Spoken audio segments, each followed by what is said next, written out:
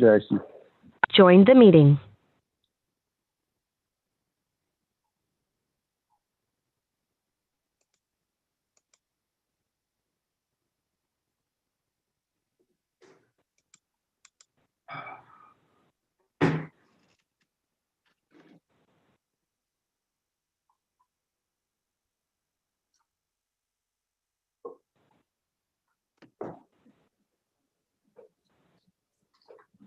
Okay, we've got a minute to go and then we'll start the meeting.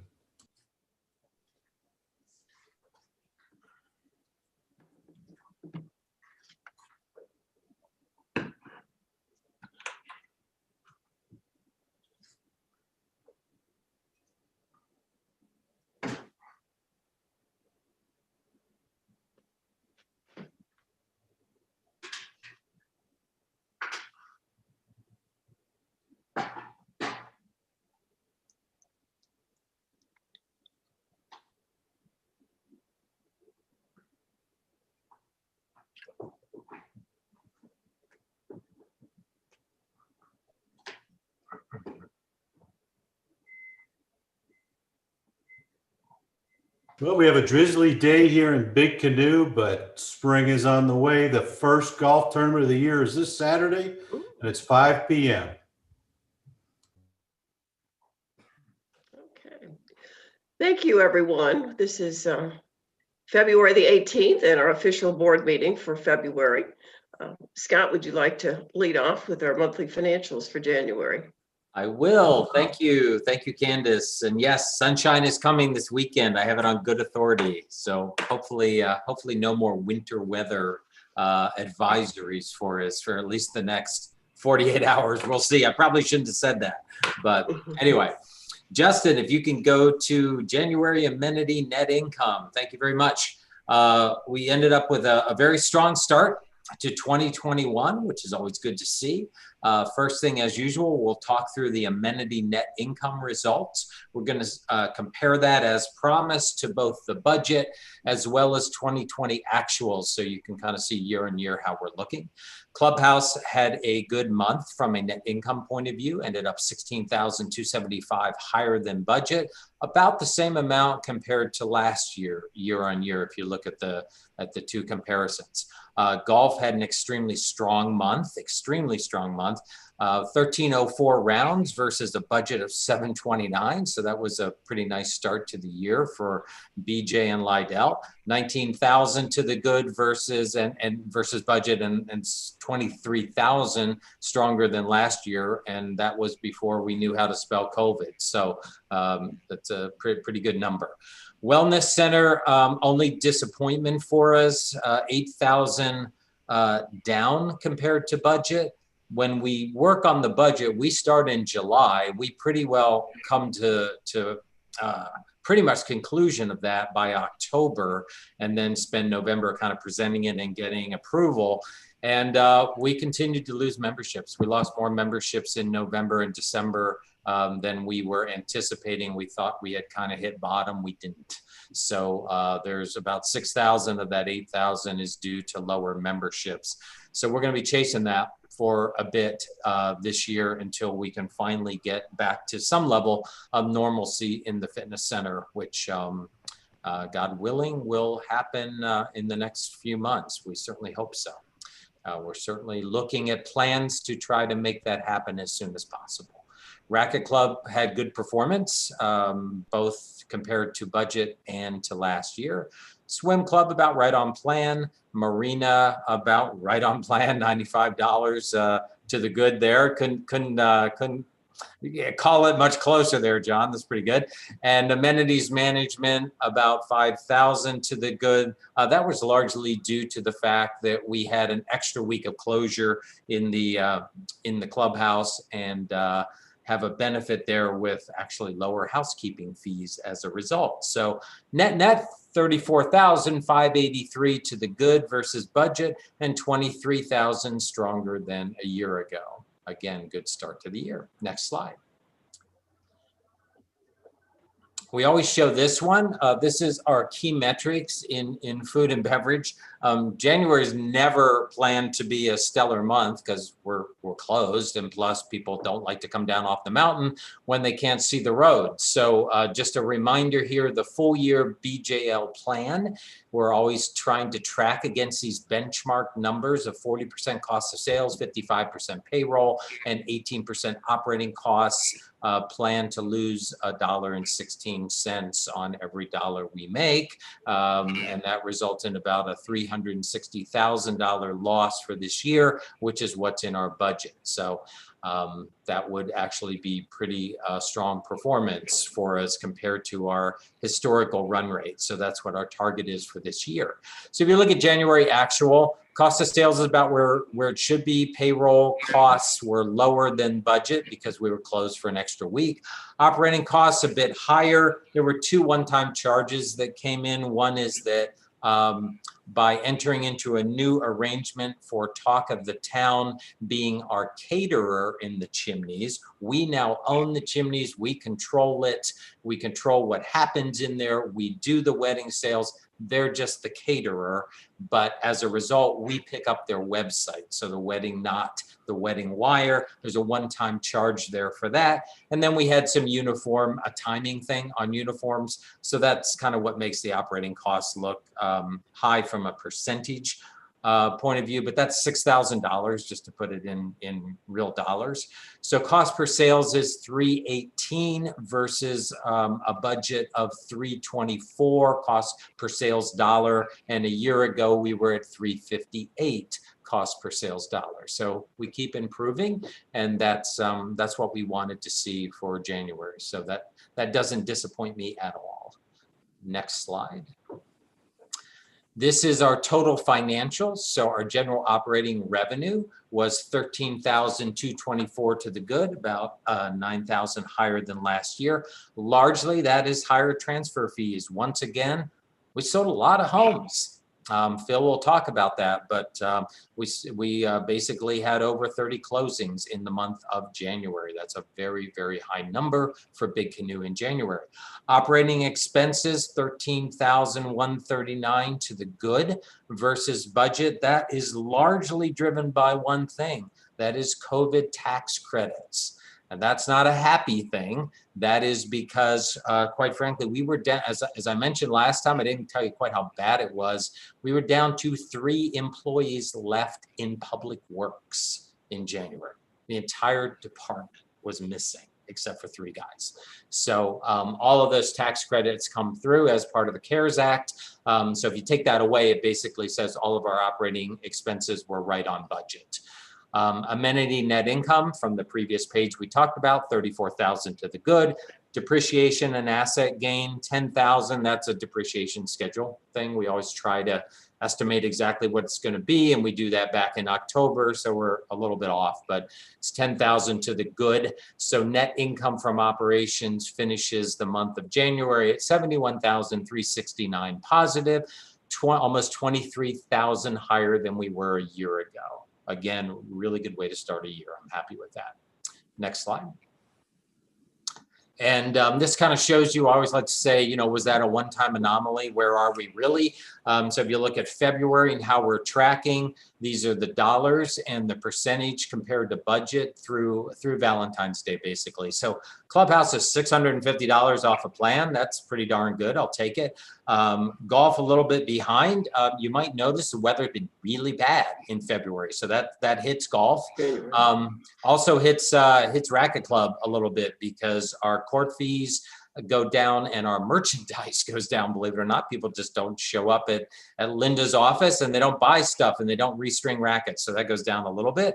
Wellness Center and Marina slightly off. So we're tracking 3.92% off of budget, which is $5,500 on a $141,000 budget. So not a big variance, but a little bit. We'll see how the rest of the month goes. It'd be nice to get a little bit of sunshine. Next slide, please.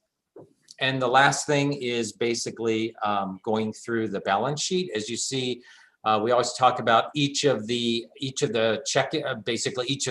Wells Fargo accounts that we have. So operating cash has basically, I got to move our little thing over here. Operating cash is basically pretty flat with where we ended up December, and down about 500,000 from prior year.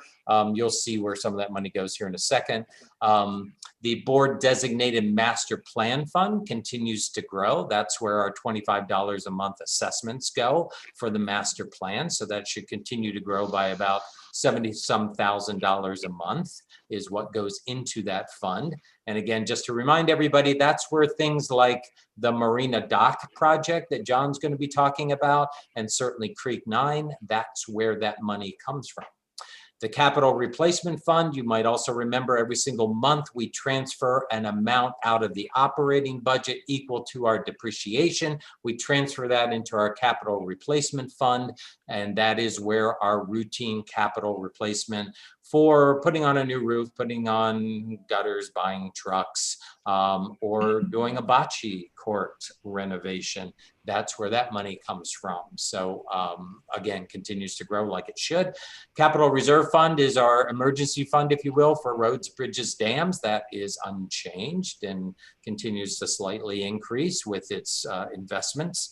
And that kind of finishes our cash position. And so as you can see, we're up considerably from prior year. To the tune of about $2.4 million. So when people ask me, you know, where all of these things are coming from, it's very well thought out where every one of these dollars is going and what projects are being funded by what account and what bucket. And if you look down below, you'll see most interesting thing probably is long-term debt continues to decline year on year. We've paid down about $1 million of that so far. Our debt to equity ratio is 0.21, which is pretty fabulous. And our operating cash ratio is over 1, where it should be. So we continue to throw off the cash we need to, you know, fund our liabilities basically.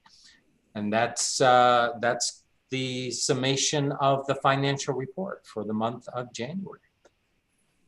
Thanks, Scott. Phil, can you just give us a quick overview of the sales report? Sure. Real estate activity in Big Canoe continues to be very strong. It's a very high seller's market with quick sales in only days, in some cases hours. Homes are selling with multiple offers. 20 listings today, the lowest that I can ever recall that there have been in Big Canoe. Last month, if you recall, it's in the 25 range. So 20 is the total number of listings. No condos, no tree toppers, no buck skull hollows. The lowest price listing in Big Canoe today, drum roll, it's normally around 100,000 for a condo or a tree topper. 365 is the lowest price home listed today, with a top listing price of $1,449,000. Listings are down from 24 in January, 30 in December, 29 in November, 31 in October, and you can see the pattern. 104 back in June and 123 in May. So with 20 listings, there's not a whole lot of inventory. If you've ever thought of selling your home, now's a good time to call your friendly realtor and talk with them about listing your home, because it will sell off the market quickly. 137 lots are currently listed in Big Canoe today. That's up from 125 last month because the POA had some lots that had been turned back in over a period of time. There are 18 that are owned by the POA that at some point have been abandoned, taken back. Those are all now listed on the FMLS. So we listed 18 additional lots during the month of January. 125 back in December. So typically we'll have 100 to 140 lots listed at a given time. Most of these are nice buildable lots. Lots are priced from $4,000 up to a high right now in the market of $225,000 for that Oh Wow View lot. 40 lots closed in the last 12 months sold. Lots are getting more activity as there are fewer homes on the market, and more people are getting a bit frustrated as they're looking to come to Big Canoe, but no homes available to see. So the builders are busy. We're building about 20 homes per year, all new, pre-construction, where they're custom built homes, and the market continues to be very good. 10 homes are currently under contract now. 185 homes have closed in the last 6 months. And Scott, here's that big number you were looking for. 358 homes sold and closed in the last 12 months. We're projecting maybe 200 this year. Anything over that would be great because there's such low inventory, but 358 homes in the last 12 months. Cost of average construction right now is around $175 a square foot, up from $150 last year. Building material costs continue to increase. Lowe's, Home Depot stores tell us the costs continue to rise, and inventory continues to be low on most of the major appliances and building materials due to COVID and the work delay that they had in the factories getting those things. So if you order a dishwasher or a refrigerator or a major appliance, there's 60 to 90 day kind of a wait. The average home price in Big today is around $450,000. That number continues to rise. But if you're building that new home today in the 3,000, 3,500 square foot at $175 a foot plus your lot cost, that's averaging around $600,000 to $750,000 to build that big home today. Prices continue to increase roughly 20 to 30% over the past 2 or 3 years. And again, that average home price is around $450,000. A good market. We just need inventory. Okay. Thanks, Phil. Well, I'd like to begin a rather robust business section this evening by beginning with the approval of our January 21st minutes. And if I could have a motion for approval. I'll make a motion. Okay, a second. Second. And then all in favor. Aye. Okay. Next up is our Wellness Collaborative is offering assistance with the COVID vaccinations probably over the next week. As you know, Bob Crouch has been reporting monthly for the last months on where vaccination sites are and so forth. And now we feel like we need to go to the next step with residents that probably need assistance in helping find these locations as well as getting to their shots. So Shiraz Al-Khan has offered to do this. He said, give me a couple of days, because we just asked him several days ago. So over the next week, you'll begin to see advertising in e-blasts, posters, and so forth, and that we'll be advertising their hotline number as well as their website for residents, for property owners in Big Canoe to contact.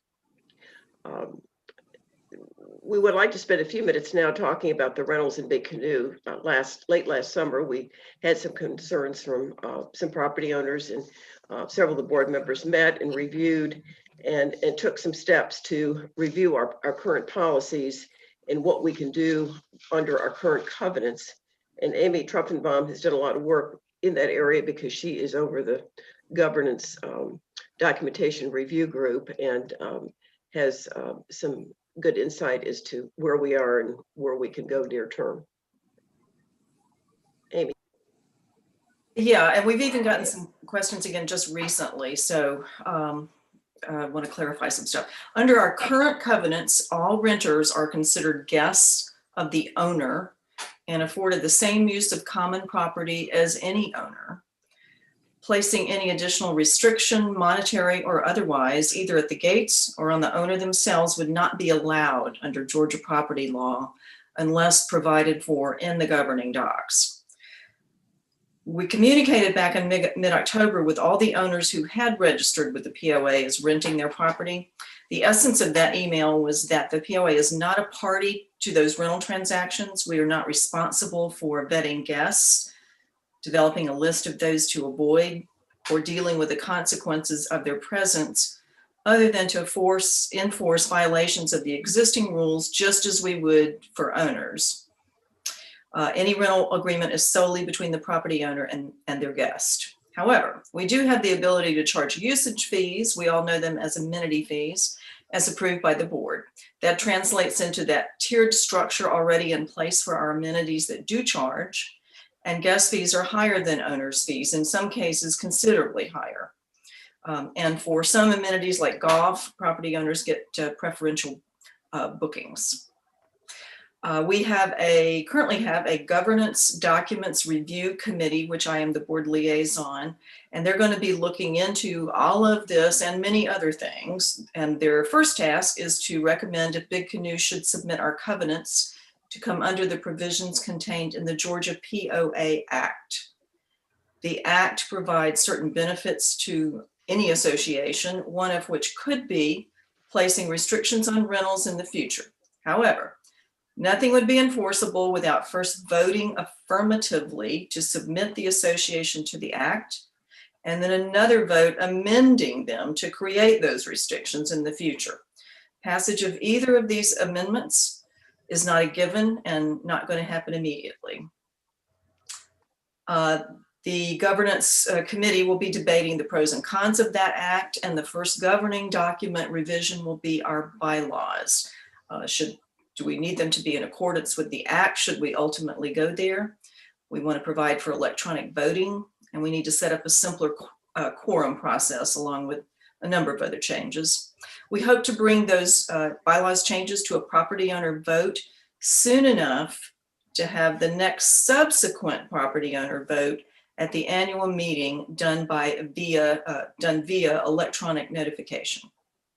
In the meantime, the following things are in place to help reduce rental issues, and we want to remind anybody who rents their dwelling on any platform, rental agents, VRBO, Airbnb, you must complete that lease registration form, and you can find it on the POA website under Community Overview. But some of the things that we're doing now is the gate staff is more aware of who is entering as renters, and they're handing out a short document of the top rules upon entry. The North Gate will be fully staffed, and along with that additional FTE and public safety back at the fire station, it should allow for better enforcement of rules on a routine basis. This current lease registration form, which again is required to be completed by every owner who rents a home, a room, anything that could be construed to be subject to the nightly hotel tax. It's been updated to remind owners what they were already responsible for, and that was payment of state and county hotel taxes, possibly even tangible personal property tax, behavior and ensuing fines of their guests, advisability of rental liability insurance, short-term or long-term, an acknowledgement that they or their designated emergency contact must have the ability to be in Big Canoe within 1 hour of being contacted by the POA in case of emergency. These responsibilities are not to be undertaken lightly, and fines have been levied in the past when they're not followed as specified in Rule A.14. Hope this clarifies some of the confusion and that everybody has a better understanding of what can and cannot be done.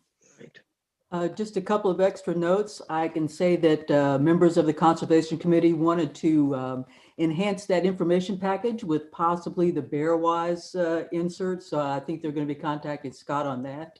Good. And also for all the property owners, regardless of like whether it's in Pickens County or your rental property is in Dawson County, you're also responsible for filling out some special forms that the tax office has so that those records are within those counties. Thanks, Lou. Thanks, Amy. We have 5 actions for approval, and I'll start out with the simplest and most straightforward. Last month, I failed to include Vince Walsh as recommended for approval of the chair of the Audit and Risk Committee for 2021. Vince has been in Big Canoe for a number of years, and he is a certified public accountant, and for 40 plus years, I think most of his business has been when he was located in Tampa, Florida. His experience includes audits of nonprofit organizations, audits of small to medium-sized corporations with a focus in corporate and partnership taxation, and then special projects in the area of tax planning and investments. We look forward to working with Vince and his committee this year, and I'd like to make a motion for his approval. Could I have a second? Second. All in favor? Aye. Aye. All right, then Vince is officially the chair of the Audit and Risk Management Committee for 2021. The next several actions are related to some projects that we been working, not we, our committees have been working very diligently on over the past months. And I'd like to begin first with the recommendation for 4 bocce ball courts, construction of 4 bocce ball courts. Justin, you can put up that first slide. That would be great. And I just want to tell everybody a story. 8 months ago, the very first week I got here, so it seems like it was more than 8 months ago, but the very first week I got here, Jason Brunell and I went out and looked at the situation on the existing bocce courts. And unfortunately, there was definitely some issues, both from a spec point of view and a construction point of view with those courts. And to the point where 2 of them were unplayable and 2 of them were on their way to being unplayable. Bob Crouch, as president of the POA at that point in time, asked the Audit and Risk Committee to do a deep dive on what happened, what went wrong. And lots of people got involved in that. And it was a very healthy exercise. And 2 of the big learnings that came out of that, which appealed to me and my engineering background, is number 1, you have to have really good specs. You have to know exactly what you're going to build. You have to know who your customer is, and you have to get them to approve it. And that had been a little loose on the front end of the last bocce court project. So that was one key learning. The second one was from a construction point of view, wanted to make sure that they recommended, wherever possible, find a general contractor, find somebody who's going to be able to bring the entire project together, manage the whole schedule, have all the insurance that's needed for all of the aspects of the project, and make sure that they are representing the warranty of their work across all aspects of the project in case the POA needs to go back for any recourse or anything of that nature. So we instituted a brand new, at that point in time, probably beginning of July. We asked our head of our racket club, Linda Powell, to step up and sort of do something that she hadn't done before. And she did a fantastic job of assembling a team of property owners as a task force to look into step one.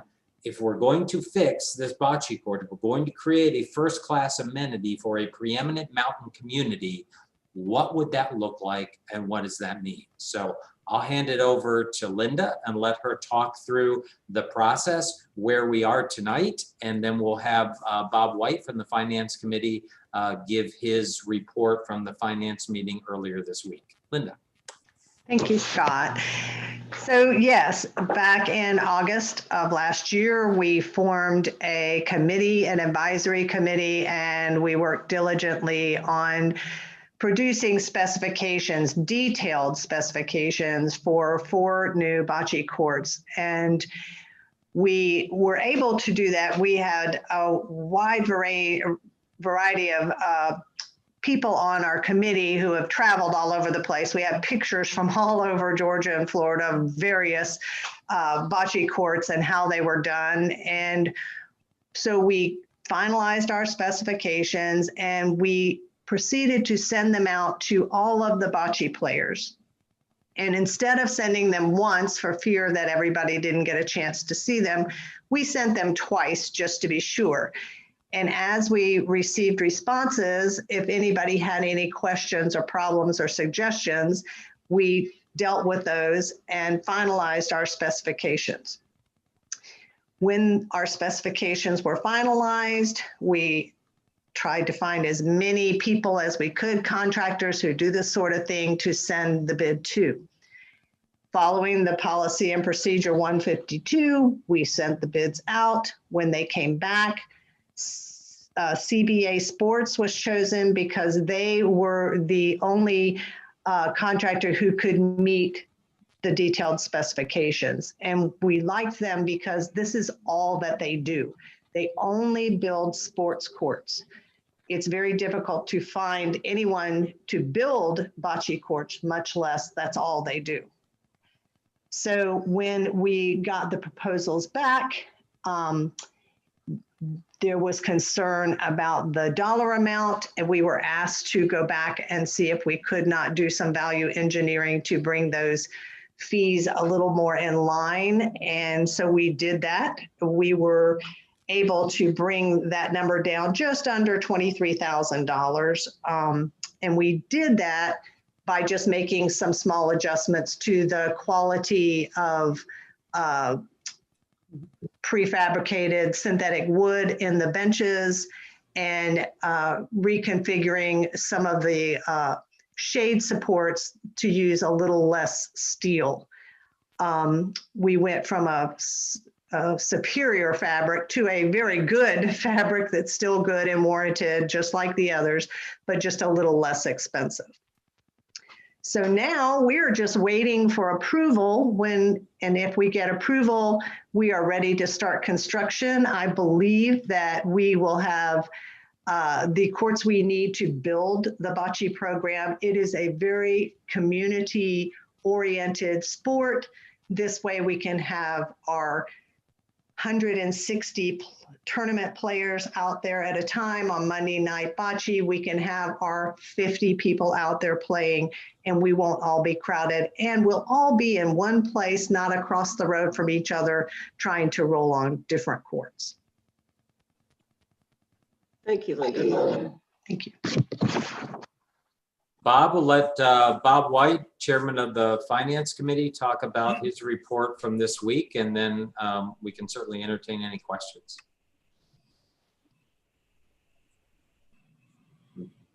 And Bob, you might be on mute. Yes, Bob's on mute.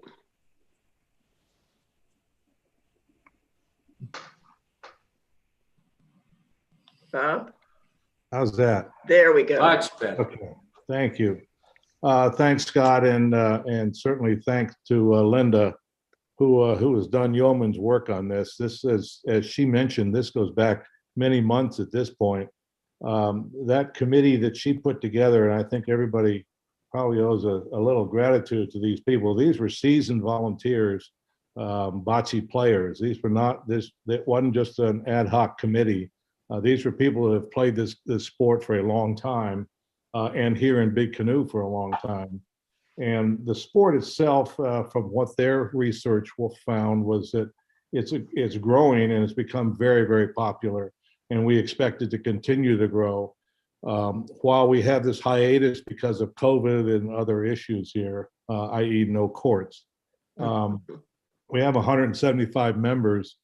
I personally, from what I know about bocce and other communities, I'd be very surprised if that didn't grow substantially, if not double or more, simply because once we have a court, as you see on your screen, but simply because it is growing, and it's a sport that's really for all ages. Anybody can play. It's not just for the young or just for the old. Anybody can play. So having said that, Linda came to the committee. We went through in great detail the issues of how much is this going to cost. We've been kicking this cost around since sometime last fall, at least the last 4 or 5 months. And I personally think it's time to put this thing to bed and put it behind us and get this thing built. It would be a great amenity to have at Big Canoe.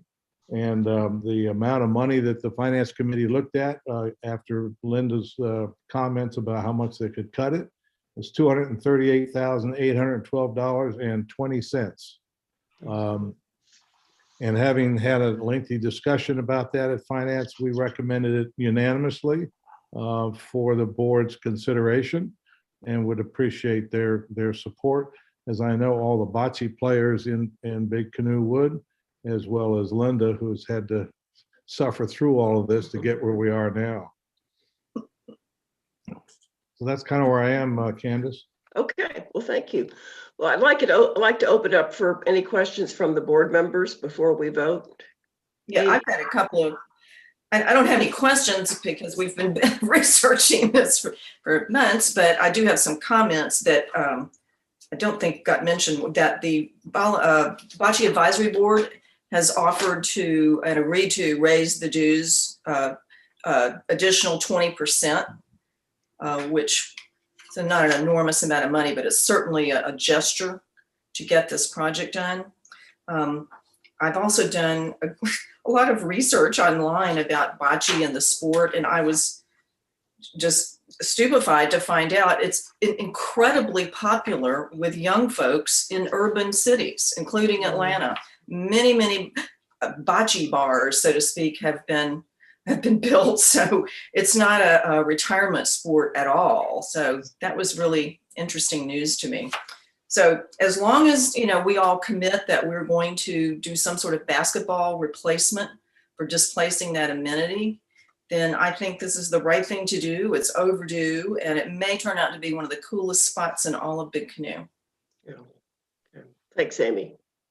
Full disclosure, I was a bocce ball player for a long time when we had the courts.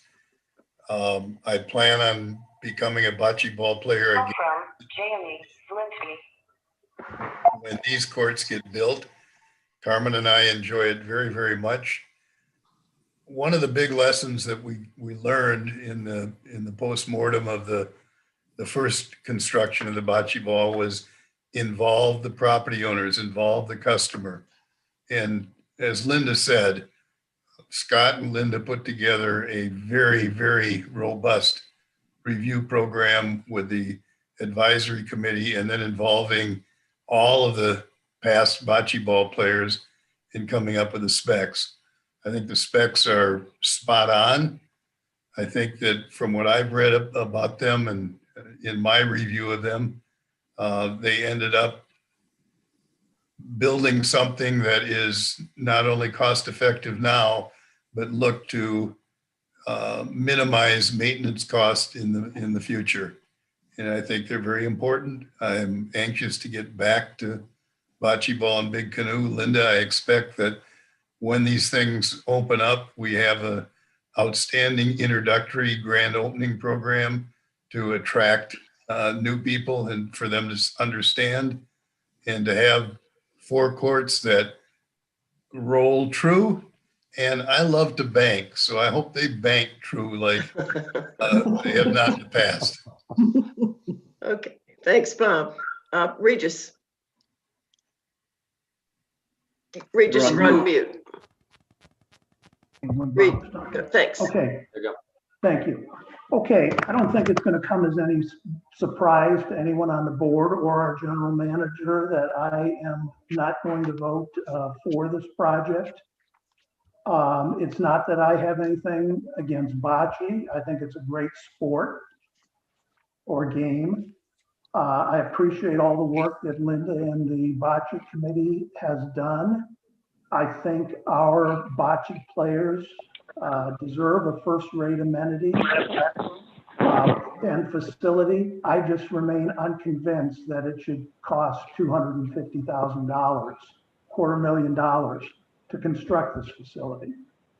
Now, we've talked a lot about this, both in person and in over the emails we've traded views on this, and I think we've come to the point that we're going to agree to disagree. So I don't think that anything anyone is going to say tonight is going to change any opinions one way or another. But I did have to express in all good consciousness, I cannot support the expenditure of $250,000 of property owners' monies to fund this project. Okay. Phil Baldwin. Candace, I frequently show visitors to our community the surrounding areas and the wonderful amenities, the marina, the fitness center, the clubhouse, the beauty of this community. People like bocce. They like the facility. They want to have a quality facility, and they enjoy the social aspect of meeting new people and joining a sport that anyone can play.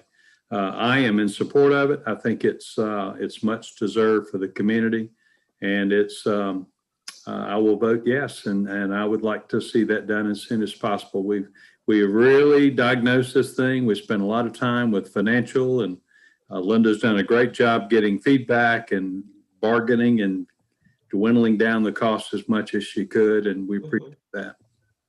Okay, thanks, Phil. Anyone else? Okay, well, may I have a motion for a vote? I'd like to make that motion to approve. Second? I'll second. Okay, all in favor? Aye. Aye. Aye.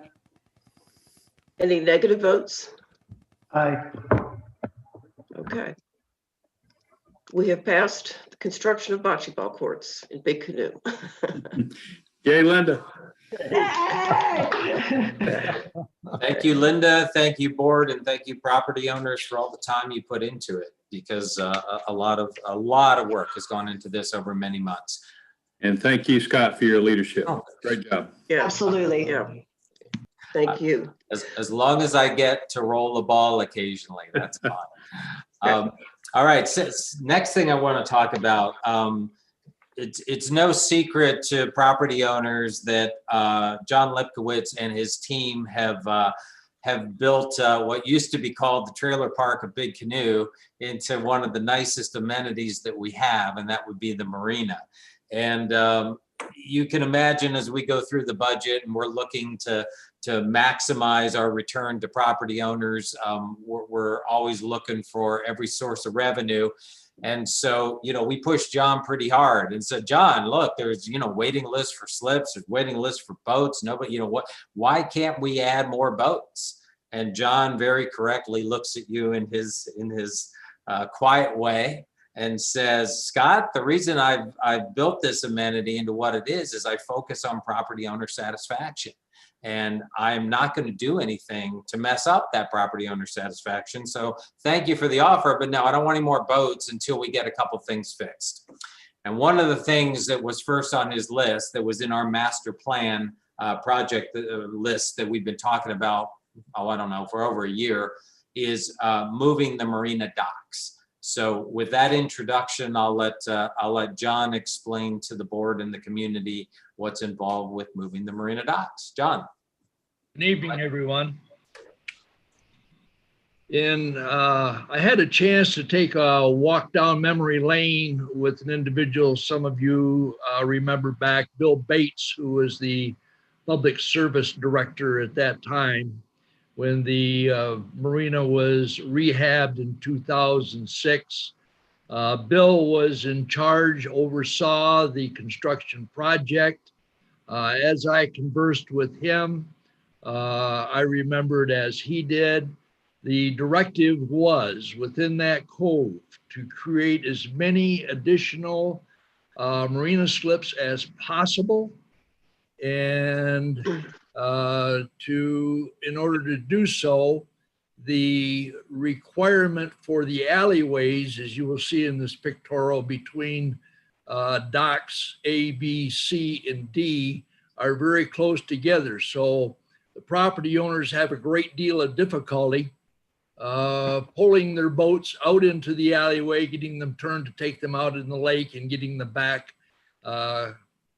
Similarly, in many instances, boats have banged into other boats. In some instances, the damage has been severe to the extent that there's been a couple of occasions where people have had to replace their motors to the tune of $3,000 plus. It's not the safest situation. The reason why the alleyways ended up as narrow as they were, it has to do with the factor of jamming as many boats in as you possibly could within the confines of that area. They went to the U.S. Coast Guard for guidance as to the minimum requirement for alleyway between docks. They obtained that minimum width. And that was what was applied to the project. So that's the reason why the alleys are as narrow as they are. The solution to that is to take the current dock system, dock D, which would be at the top of the pictorial, will stay the same. Docks C, which is next, will be moved along with dock B and dock A, which is closest to the open water, in such a fashion that additional 13 feet in those alleyways will be obtained, which will be like a dream come true to those individuals who currently have boats and slips trying to get out and maneuver in fair fashion, safe fashion. You'll also see one of the things that they did from the pick in order to get the boats as many in as possible. The end of the dock is about as close to the shoreline as you could possibly make it. There's not really enough room for safe passage for two boats. One of the things in terms of the movement of the dock, as that shoreline angles away with the movement of the docks, that's going to open up those alleyways for a much freer entrance and exit for boats coming and going. There are times where we have maintenance craft that have to go in and pick up a boat because it's down for engine failure, and you cannot put two boats side by side and safely shuttle them out of the marina into open water to get them across to the North Marina for repair. That having been said, in terms of correcting the alleyway space between the docks, which is the primary driver, at the same time, the electrical that they installed in 2006 was premised on lead acid batteries with a trickle charger system. Since then, technologies have changed immensely. Many individuals are now going to gel state batteries, lithium ion batteries. The charger systems for those are a higher amp draw, and the current docking system for its electrical has one post that services two slips. With the higher amp draw, we're running into more and more occasional where the circuit breakers are tripping. They're a 20 amp circuit breaker. They just will not carry the load. So one of the electrical upgrades, which is also included in this package, will be such that each and every slip will have its own dedicated 20 amp service to that slip.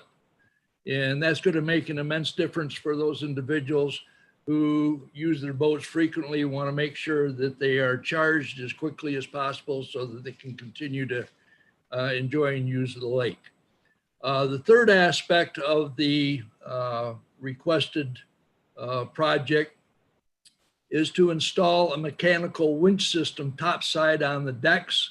Currently, there are 35 anchoring points between the concrete blocks at the bottom of the lake and the underside of the dock. In order to get to those anchoring points, you have to remove the EP deck wood and reach down to a U-bolt to ratchet that loose in order to be able to either take up slack or relieve the tension that's on the dock and replace the boards. Very time consuming. We've had in 2017, when we had the drought, 7 times we had to adjust the docks, and the following years to present, 2, 3, and 2. So it's a situation that happens a couple times a year. We also know with the upcoming dam maintenance that's going to be on deck for the next couple of years, the lake levels are going to continually be exercised up and down. And so we felt that it was very wise to include the winching, mechanical winching system, which would be above deck boards. And there'd be about 34, 35 of them that would be tied to the anchoring systems below. So as the docks needed to be either taken up or let down, those mechanical winching systems would be able to be immediately utilized without having to call anyone in to remove deck boards and do the mechanical system the way that we've done in the past. One other item that was in, it's one that's small but very important to us. On Dock A, we're planning on a 8x12 floating platform that has a slot whereby all of the small watercraft with an overhead bar for the patron to be able to safely step onto their craft, to either embark and go out on the lake or offload when they come back in. We went away from the docks last year 3,400 times with small craft rentals. So it's not it's a high volume portion of our business. It's for the safety of our patrons, so that they don't fall getting on and off craft, and also for improving the working conditions of the staff members here at the marina, because getting those craft in and out of the water and trying to get down on your hands and knees to stabilize a craft, to get an individual so that they're safely at rest in their seat is, to say the least, a physical exercise. And this will improve the working conditions of staff also. So for those reasons, we put together a set of specifications that would accomplish all that. We went out for bids.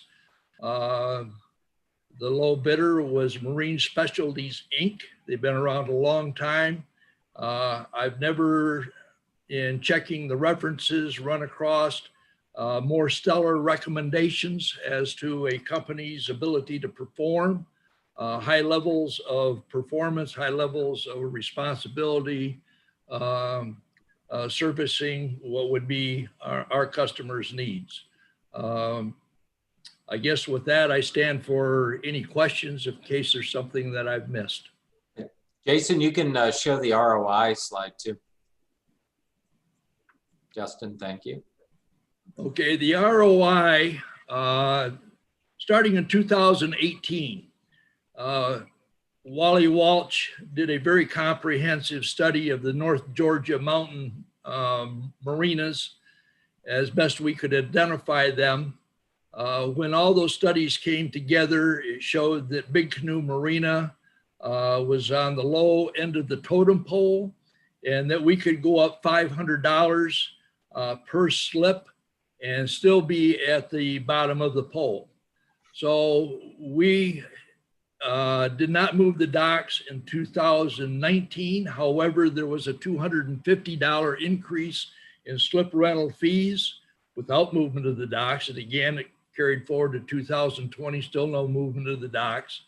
And I think that all of our pontoon boat agreement holders were looking forward to having those docks moved during that period of time. But nonetheless, here we are in 2021 with the package before us that will do that. At the conclusion of the installation of the docks, we'll go up the other 250, which will be the prorated amount, the $39.50. And then in 2022 and 2023, based upon those increased revenues from the slip rentals alone, for that $500 ultimately that'll generate, the dock fees, the amount of increase from the dock fees will accumulate to $172,700. So with the proposed bid not to exceed 150,000, as you can see, there will have been enough money generated from increased revenues by the end of 2023 to have covered the not to exceed $150,000 expenditure. Okay. I had a quick question. Yes. I noticed with the prior project how they had done some value engineering and went back and tried to reduce costs. And when I was reading through your project, you in fact increased the scope. And I was just wanting to ask you, how much serious thought had been given as far as that value engineering with this project to reduce or minimize some of these costs? Well, again, it's not a project where you're starting from scratch, building something from scratch. This is a system that is already in existence, and we're trying to do two things. We're trying to move it, and we're trying to do those things that we felt that were necessary to improve the service that was to our customers, the increased alleyways, the improved electrical to each and every slip, the ability to exercise the docks up and down. As far as the value engineering, it's Say with not like that electrical in them. I'm sorry? Pardon? I beg pardon? The electrical with each and every slip, I mean, those were just things that, I mean, not that I am an electrical engineer. I just wondered if there were any ways, that could have been or could be trimmed. We took a look. We had a number of electricians in addition to our own maintenance staff. We tried to take a look at the best way that we could address the problems that the slip owners were having with the electrical service to their slip.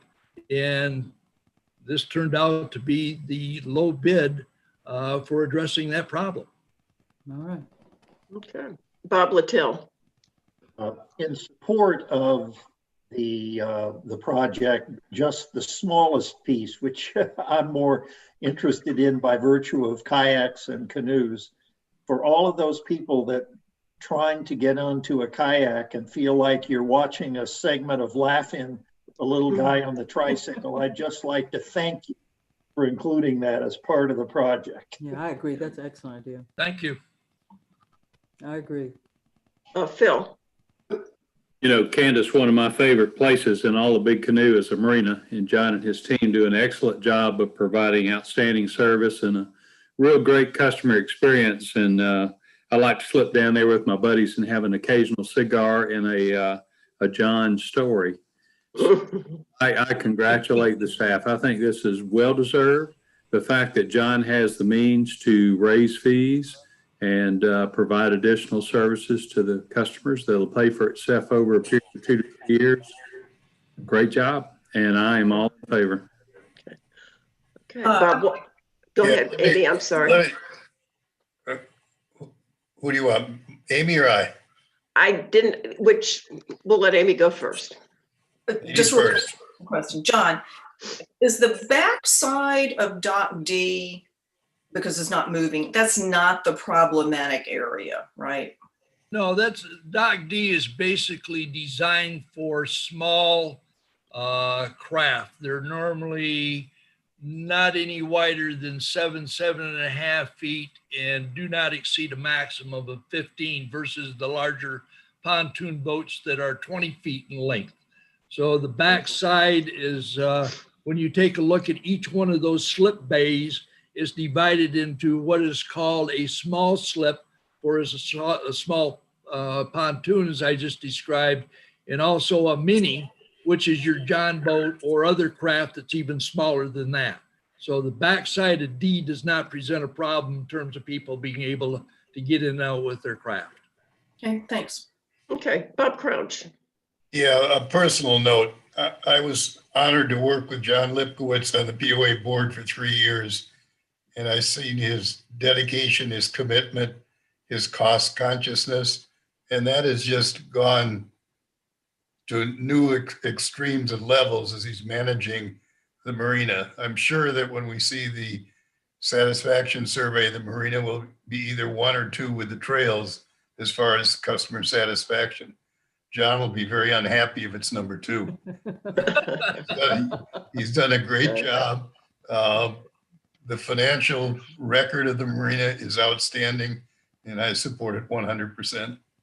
Thanks, Bob. Regis. Yeah, John, I think the saying goes, one picture is worth 1,000 words, and it was a brilliant stroke of salesmanship for you to show that aerial view of how crowded those conditions are. So I'm certainly convinced that this is a project that is long overdue. I have a little bit of experience with charging of electric vehicles myself, so I can appreciate the need for the upgrades in the electrical infrastructure. I do think that this is something that the property owners, and particularly those that use the marina, deserve. And I'm confident that you have thoroughly scrubbed the cost so that this what you're presenting is a best value for Big Canoe. I do have one question about the surveys. When you said Wally went out and surveyed all the a number of marinas in the North Georgia area, is that really an apples to apples comparison? I mean, if you look at a like a slip or a marina in Lake Lanier with 400 horsepower boats and that, is that equivalent to what we do with our electric pontoon boats? And have you captured enough facilities similar to ours to be able to make that statement? When Wally did the survey, one of the things we paid particular attention to was to that very issue.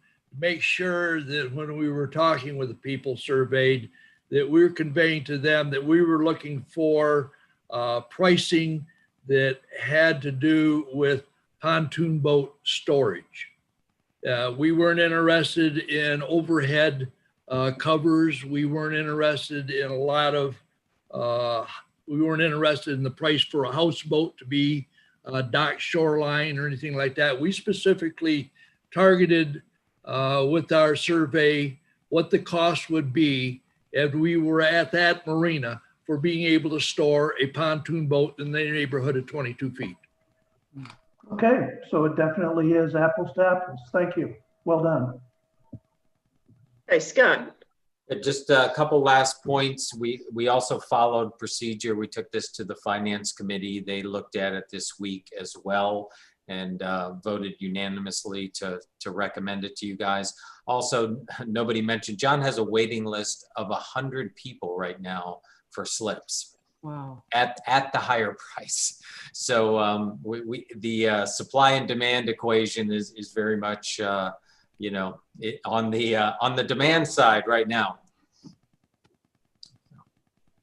One clarification there, John, as I understand it, even though this, as Scott says, we have this long waiting list for slips, you are not actually going to increase the number of slips as part of this reconfiguration. No, there was no plan to include any additional bay area that be added to the end of any of the docks. They are as they are, just being moved out. It increases the alleyways at the end, which makes it easier for people to get in and out of the long alleyway to access their alleyway to their slip. Okay, I was aware of that. I just wanted to make sure that number 98 and number 99 on the waiting list have some newfound hope that this is going to alleviate that to any extent. It's kind of like Green Bay Packers tickets. It's the same thing. Yep. No. Candace? Yes. This is Bob White. I just want to add a couple of things. When the finance committee looked at this, the bid is 145,000 and change to 145,200, something like that. Anyway, we did say that we were going to cap this at 150. John did the same fine job at finance that he just did here at the board meeting. And this bid includes, and I just want to reiterate this, upgrading the electrical system, putting in the new winching system, and the platform for loading and offloading small craft. So it includes all of those as well as moving the docks. I'll leave it at that. We voted unanimously. We think this is a great addition to Big Canoe. Thanks, Bob. Absolutely. Thank you. Okay, I'd like to make a motion for a vote. I have a second. So move. Okay, all in favor? All in favor? Aye. Aye. Okay, any negative votes? Okay, John, your construction project is underway then. Congratulations, John. Yeah. Thank you. Big Canoe is going to be busy in the spring. Lots of projects. Indeed. Yeah. Indeed. All right. Thank you, John. Okay. The next item we have is actually a contract with Geosyntec, which is our first contract towards our dam project, and that's a hydrologic and hydraulic modeling study for $45,712. We have the contract in front of us, but because this is the first item in the dam project, we needed a board vote, and I'd like a motion to vote. And I can tell you what it is. Okay, I'm sorry. No, it's okay. You did really well pronouncing that, by the way. Yeah. So, in engineering terms, it's the H&H because they don't want to actually pronounce it over and over again. The H&H study actually is the first step in the dam master plan, and it is designed to basically look at the maximum amount of precipitation, and that is called the PMP, the probable maximum precipitation, that is the highest amount of water that's going to end up flowing into Lake Pettit from all sources. So the rainfall, the wash from the ground, the stream coming in, all of that. What's the maximum amount of water that can enter that reservoir in a given time period? And that is the key thing that then determines the amount of water you got to take out of the reservoir. So basically that is used for sizing, checking the size of the current spillway, determining if any modifications need to be made to the size of that spillway as we go further. It's used in looking at all stability analysis that we would look at. It's any type of design modifications that we take to Georgia Safe Dams, any permitting, they're all going to look at the H&H study. So it's kind of the cornerstone of everything you do with dams, actually. So this is because this is in the master plan budget. So when we went through all the cash flows, earlier, basically it is one of the things that's included in the board designated master plan fund. It is an unbudgeted expense because all the dam was not specifically budgeted. We knew that these expenses were coming, but I couldn't tell you at that point of time whether it was 30,000, 35,000, 42,000. So that's now why we're coming in front of the board and saying we need approval for step 1 of the dam master plan for the H&H study. We'll also be taking the entire community, obviously, through the master plan in a week, just a smidge over a week, to make you aware of all the steps we're going to be taking. But we don't want to wait. We'd like to get this one started, so we need your approval. Okay, any questions? Okay, I'd like to make a motion for a vote. So move. Second? Second. Okay. All in favor? Aye. Aye. Any negative votes? No. Okay. You. Okay, well, thank you. The last item in the action for approval for the board is our strategic planning charter. And I know Regis has been somewhat out of pocket today with his shot. So I don't know whether, Regis, you just want to hit the highlights, or do you want me to? Well, it is a draft, I would say, right now, because there's, nothing, there's still some moving parts as there is. Well, I don't know that there's any moving parts. I know there's some punctuation and other I's to dot and T's to cross, but the essence of the document is there. It was distributed to the board a couple of days ago, and I know we saw one question from Amy that I believe Rich McLeod addressed. So I have no, I don't believe there's any need to further elaborate. I think property owners are going to be made aware of this once we start soliciting for members of the Strategic Planning Task Force team. But certainly, Candy, if there's anything that you feel bears mentioning, or if there's anything that, any questions that have arisen amongst the board members or the general manager, I would be pleased to try to answer them. Okay, I believe you said we're going to have, or your charter says we're going to have up to 11 members of this group. Or Yeah, you may be right there. I'm going to have to go back. The charter that Rich McLeod sent out a couple of days ago, he authored that document. And I think the maximum number we talked about is 9. Right. And those are actually enumerated. He identifies those specifically in the document. And I never counted them, but when he and I and Joe Thompson met the other day, we kind of agreed that we cap this out at 9. Okay.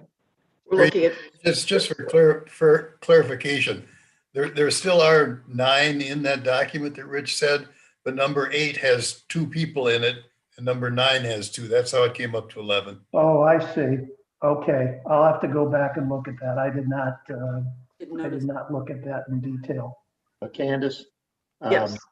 I've seen quite a few charters, and I have to say that this one, as I went through it, absolutely brought no questions to mind as anything that might have been left out. I think it's an excellent document. I commend you and Rich for having done what I think is an outstanding job. Thank you. Rich's behalf, I thank you for that, and I appreciate your kudos as well. Regis, keep me honest if I don't say this exactly right, but the thing that I thought was most important is that this is more than just a high-level 100,000-foot strategy. This is an implementation of that strategy operationally. To me, that is the biggest benefit of what all you've got there. Yeah, it's that you're absolutely correct, Bob. If you recall that chart, and I should have brought it up so I could show it again, but there was that kind of schematic that showed at the top, there was the mission, and then the 4 strategic goals, and then below that, there was the situational analysis.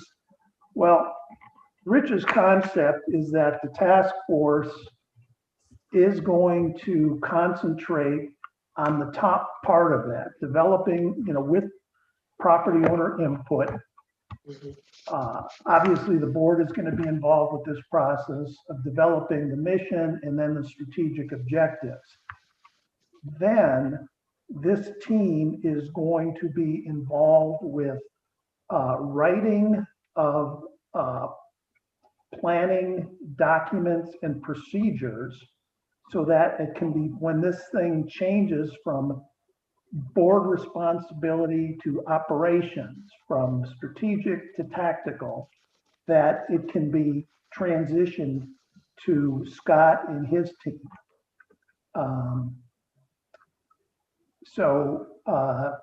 Yeah, the task force itself is not going to be developing those tactical plans but they will be providing documentation as well as coaching, if necessary, as to how the operational managers, the amenity managers can complete kind of the deployment. There's strategic planning and deployment. The deployment planning is going to be done by the operations team. Okay, Scott, I'm sorry. I just, Regis just said it. I spent some time with Rich McLeod yesterday, understanding that distinction, and operations is fully supported, and we can't wait for this thing to get started. So as soon as you all approve it, we'll work with Regis to start a little marketing campaign here and get some folks signed up. I have a question, please. Yes. Regis, can you talk for just a second about where the community will get a chance to put their voice into things? Okay, well, Rich had introduced a concept called Voice of the Customer, which is when I was working 10 years ago, it was just gaining popularity. Now, we don't have customers in Big Canoe, we have property owners. So this is going to be called Voice of the Property Owner.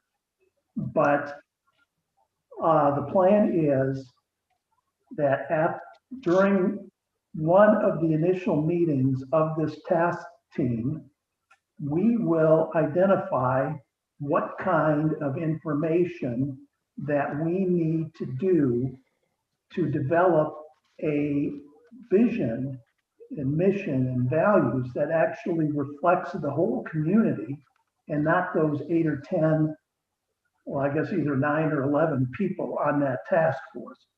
So most of this, I think Rich's plan is we will do this through surveys. We will need to engage an outside resource, a consultant, if you will, to make sure that we're asking the right questions in the right way to solicit the information we want. Now, after that, and that input is going to be used in driving or developing the mission statement. After that, it could be, and I'm not sure, this is really, I'm the board liaison, Rich is driving the bus. So it may be, he may think it's worthwhile to do focus groups that once we have a mission statement developed, how does this, put groups together to resonate, how does this mission resonate with you? Does this reflect how you view as what the aspirational goal of Big Canoe should be? So that's how I see it. I know, Rich and I are in lockstep as far as how we go about developing the survey and the need for that survey. We really have not talked to any extent as to if we might need focus groups to validate what we come up with.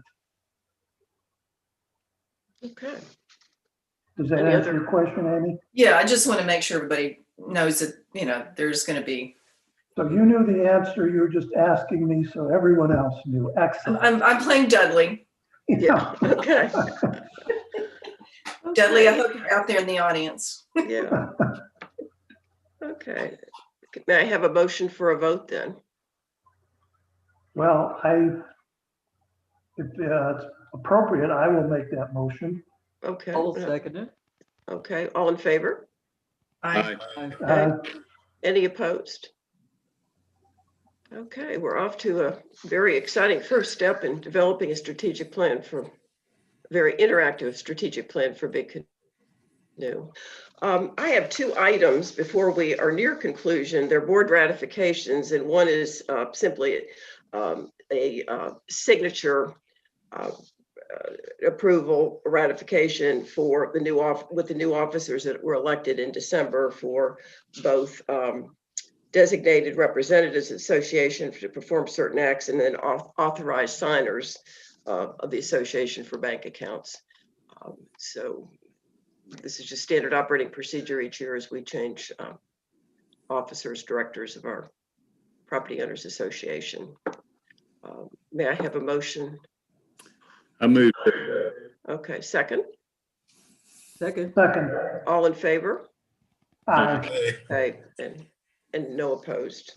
Okay, the second item is in a conditional approval that we dealt with in a week ago Wednesday. We had a situation where there were two adjoining lots. The owner sold one of the lots and had it replatted and forgot to get our consent, which is required under our policies and procedures. When we looked into it, we realized that the smaller of the two lots, which was going to remain unsold, was decreasing in size. And there was, by, I guess, 3/10 of an acre, but there was no updated perk test. The last perk test that had been performed was in 2013. And without having an updated perk test, we were concerned whether that lot would remain buildable. So we conditionally approved the replatting of the lots, but giving the POA the right but not the obligation to approve replatting to create a modified lot more suitable to building the one that was sold. What did remain unknown was the impact the smaller lot would have without a current soil test. And so what we requested was that required was that at any time in the future, should the replatting result in the smaller lot being rendered unbuildable, the Property Owners Association would not agree to accept the title under Policies and Procedures 107. This came to us literally over a 2-day period, and so I think we responded very quickly, and the closing did occur on the day, I believe, that they originally designated, but we just thought it was important that with the reduction in size of the lot that, and without having a current perk test, the one that was done in 2013 indicated that it was available to build, but 8 years later, with the reduction in the size of the lot, we raised that as a stipulation. So, any questions? Comments? Okay. A motion for a vote. So moved. Second. Okay. All in favor? Aye. Any opposed?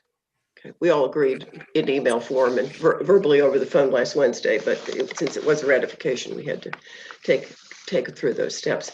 Okay. The last item on the agenda is the town hall meeting date. And Scott, this is going to be on Saturday, February 27th. Yes, ma'am. We put it out to a vote with the property owners. I think we gave a couple of alternative dates on that following Tuesday, March the 2nd. We did 39% voted for Saturday. The runner-up was 36%. So we're doing it on Saturday. I'm looking forward to it because we get lots and lots of questions. So this will be a good time to get the full picture out. So the meeting will start out with our engineering expert from Geosyntec, Wes McDonald. This will all be Zoom, of course, and Wes will be for the whole meeting on Saturday, but I imagine he'll take the first 35-40 minutes and kind of walk everyone through what the master plan for the dam looks like. Then our illustrious chair of finance, Bob White, will be talking about the cash flow analysis that we've done with the finance committee and the board to show everybody how the cash flows and where the money's coming, and the fact that we can still do other projects while we do the dam. And then Mark De La Vina will be pulling together all the questions that are coming in on Ask the POA. We got about 4 or 5 of them today. I go ahead and answer them anyway, because why wait? But we'll keep track of them so everybody can hear the answers at the same time. And then we'll just have an open session. So it should be a good session. Bob Crouch correctly said to me the other day, let people know this is not the penultimate only meeting. This is This is step one of a 4-year journey. So we'll be back multiple times to keep updating everybody on how things are going, but this will at least lay the groundwork for the community. So And the film will, and the meeting will be filmed. it will be filmed. So if you can't make it Saturday morning or you have something more And the interesting time, to do, confirming the time, it's what, 10 o'clock. Okay. 10 o'clock. And an email went out, I think yesterday, letting people know and reminding them to use Ask the POA to ask their questions. And that way we can keep track of them all. So that's great. Okay. All right. Okay, well, that concludes our meeting. And I'd like to make a motion to adjourn and open it up to questions we might be receiving from the property owners. Second. Second. Okay, all in favor? Aye. Okay, our meeting is concluded then for the 18th of February, and we'll open it up to questions, Tim. All right, we do have a couple of questions. And the first is from Wayne Huey on, in 2018, Phil Anderson wrote, with the help of the AEC, we now have to embark on a rule change that permits metal roofs. In almost 3 years, the AECC has not complied with the directive by Phil and the board, and now contends the March 1st, 2020 as the effective date for the standards. The question is, why does the AECD and AECC continue to refuse to make reference to rule change that will be an important change and improvement for Big Canoe? And why does the POA board not require the AECD and AECC to update all of the guidelines to current standard industry practices, which would be beneficial to the Big Canoe community? Okay. Scott, I think we just recently reviewed that, and So Trina and I actually talked about this today. So I think there's a little bit of confusion. So first of all, this was my understanding, this was several years before I was born, this is 2018. There was a lot of conversation about metal roofs in Big Canoe, and the AECC basically made a recommendation to the board that they not be allowed for residential construction outside of Twin Creeks, and the board at that time overruled that for one house, and the AECC basically things kind of quieted down for a while. And then we just got another individual who moved in who was asking a similar thing and requested a variance because the rule had never been updated or changed, basically, except for that one house. That variance was denied. However, the board asked myself, and therefore I asked the AECC, to pull all the documentation from 2018, look at what's changed in the industry over the last 3 years. We've asked the property owner who actually asked for the variance. I actually personally talked to him and said, I would like your involvement in this process to look at different types of materials perhaps that might exist now that didn't exist in 2018. And talked to Trina about that again today. And the AECC will come back to the board within the next 60 days and again make a recommendation to this board as to whether they feel there should be anything updated with that architectural rule and regulation. So that's kind of where we stand. And to add to that, Scott, the person that made the request owns a metal roof manufacturing company and commercial business as well as residential. He does indeed. Experienced and will be a great resource for us. Yep. Yes, he brought some very good information forward, and we'll see how that bears on the previous decision. Okay. Thank you. Tim, any other questions? All right, and our final question today is from David Hopkins, lot 4002. Why call a town hall on the dam and spend money on a 5-year plan when Georgia Safe Dam's compliance inspection hasn't resulted in a report yet, considering they have final say on all plans?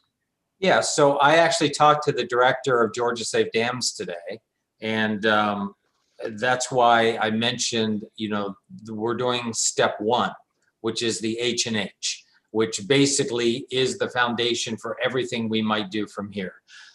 We will be setting up it's not tied to the community meeting. As soon as we can get a meeting with Geosyntec and ourselves and Georgia Safe Dams, the director was really excited to work with us and said he appreciates greatly the fact that we're being proactive with him, and not many people do that.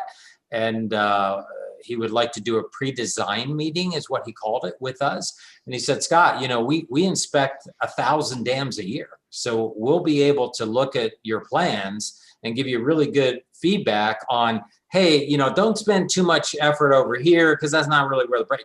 Spend a lot more effort over here because this is where we see more issues. So I think, you know, bringing Geosyntec, who does this with the TVA and many, many, many customers, of course, all over the country, Georgia Safe Dams, who does thousands of dams in Georgia every single year, and us, and bringing all that brain power together, will end up with a really good plan that everybody agrees with. So we don't view Georgia Safe Dams as like an enemy. They're like, no, no, no, come on in. We want your help and your guidance, and we want you to be part of this process. And they issue all the permits and stuff for us anyway. So we might as well get to work with them really closely sooner than later. So that's what we're going to do. That was a good leadership move on your part, Scott.